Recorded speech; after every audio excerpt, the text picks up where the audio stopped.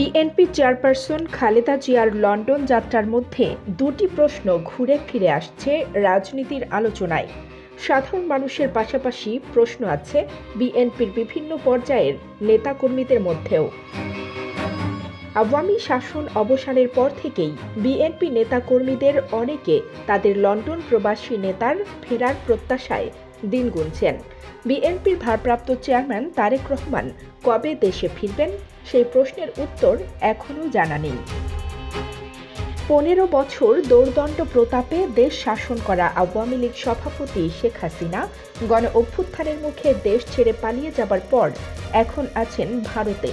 তার আমলে যাকে দুর্নীতি মামলায় জেলে পাঠানো হয়েছিল সেই সাবেক প্রধানমন্ত্রী খালেদা জিয়া অবশেষে পুরোপুরি মুক্তি পেয়েছেন।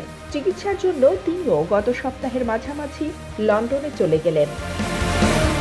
আর সেখান থেকেই নতুন প্রশ্নের উৎপত্তি। সোশ্যাল মিডিয়ায় বলাবলি হচ্ছে তারেক কবে ফিরবেন, সেই প্রশ্নের কোনো সুনির্দিষ্ট উত্তরও তারা দিতে পারছেন না।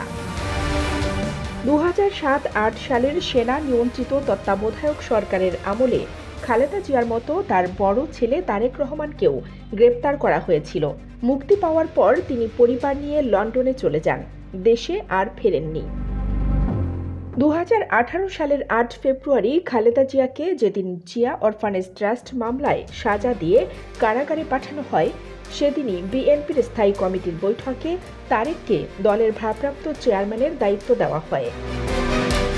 এরপর গত 7 বছর ধরে লন্ডন থেকে ভিডিও কলেই তিনি দল চালাচ্ছেন, আর দেশের ঝড়ঝাপটা সামলে বিএনপিকে টিকিয়ে রেখেছেন মহাসচিব মির্জা ফখরুল আলমগীর সহ কয়েকজন জ্যেষ্ঠ নেতা। 5 অগাস্ট ক্ষমতার পট পরিবর্তনের পর রাষ্ট্রপতি সাজা মওকুফ করে খালেদা জিয়াকে পুরোপুরি মুক্তি দেন, কিন্তু 79 বছর বয়সে নানা অসুস্থতা নিয়ে দলের কোনো রাজনৈতিক কর্মসূচিতে তার সরাসরি অংশ নেওয়া হয়নি। শিগগিরই তিনি সুস্থ হয়ে রাজনীতিতে ফিরতে পারবেন তেমন সম্ভাবনাও রাজনৈতিক বিশ্লেষকরা দেখছেন না। সেনাপ্রধান জেনারেল ওয়াকারুজ্জামান গত 2 জানুয়ারি রাতে গুলশানের বাসায় গিয়ে খালেদা জিয়ার সঙ্গে দেখা করেন। আধা ঘন্টার বেশি সময় তিনি সেখানে ছিলেন। চিকিৎসার খোঁজ খবর নেওয়া ছাড়া ওই বৈঠকে আর কি আলোচনা হয়েছিল সে বিষয়ে কিছু জানানো হয়নি। তবে কেউ কেউ ধারণা করতে শুরু করেন চিকিৎসার জন্য বিদেশে যাওয়ার পর খালেদা জিয়া আবার দেশে ফিরতে পারবেন, সেই নিশ্চয়তাই হয়তো দিতে গিয়েছিলেন সেনাপ্রধান। শেখ হাসিনা ভারতে পালিয়ে যাওয়ার পর বিএনপির তৃণমূলের কর্মীদের মধ্যে আশার সঞ্চার হয়। তারা ভাবতে শুরু করেন এবার হয়তো দেশে ফিরবেন তারেক রহমান। নেতারাও বলা শুরু করেন শিগগিরই তারেক দেশে ফিরবেন বীরের বেশে, কিন্তু সেই আলোচনাও পরে পিছিয়ে যায়। এরপর নেতারা বলতে শুরু করেন মামলা মোকদ্দমা প্রত্যাহার করার পর দেশে ফিরবেন তাদের ভারপ্রাপ্ত চেয়ারম্যান।